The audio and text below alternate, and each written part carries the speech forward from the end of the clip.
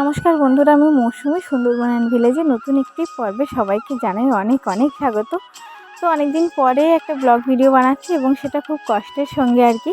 তো দেখো অনেকদিন পরে আমার সোনার তরীকে তোমাদেরকে দেখালাম আর কি। তো অনেকদিন নদীতে যাওয়া হয় না, তো কারণ হচ্ছে কি অনেক কিছুই।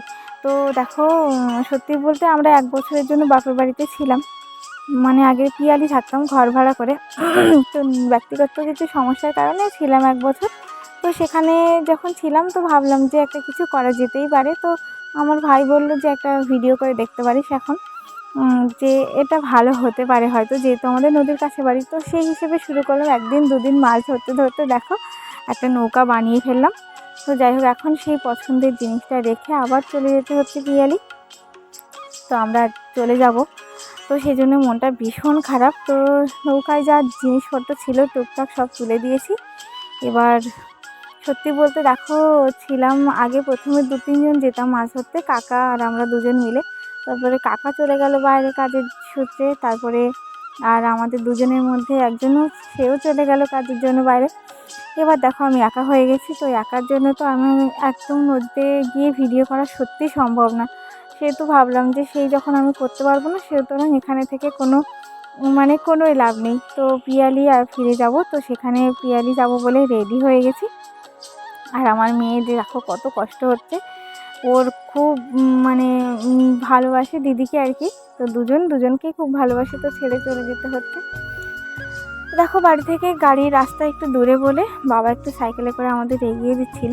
তো আমরা বেরিয়েছি। সত্যি বলতে ঘটনা হয়তো অনেকের সঙ্গে অনেক কিছু ঘটে থাকে। তো জানি না, আমার এত কষ্ট করে আমি চ্যানেলটা রেডি করলাম, মনিটাইজেশন হলো। তো এখন এই চ্যানেলটা ছাড়তেও আমার খুব কষ্ট হচ্ছে, যার জন্য আমি ছাড়তেও পারছি না। মনে হচ্ছে যে না, নিজের মতো করে যা করছি সেটাই হয়তো টুকটাক তোমাদের সাথে শেয়ার করি। সবাই জানে কন্টেন্ট ক্রিয়েটার যারা, তারা একটা চ্যানেল রেডি করতে কত কষ্ট, কত খাটতে হয়। তো আমারও সেই একই অবস্থা আর কি। তো দেখো চলে যাচ্ছি বলে আমার মেয়ের মনটা ভীষণই খারাপ, একদম মন খারাপ খুব। দাদু দিদার কাছে থাকতো, ভীষণ ভালোবাসে, ভীষণ আদর যত্ন পেত। আর পিয়ালি থাকতাম সেখানে তো একা একা থাকতো। তো এখন দেখো খেয়ায় বসে আছি, তবুও তার মনটা খারাপ। তো যাই হোক বন্ধুরা, পিয়ালি ঘরটা আগে থাকতাম আমরা, তো ঘরটা ভাড়া করাই ছিল।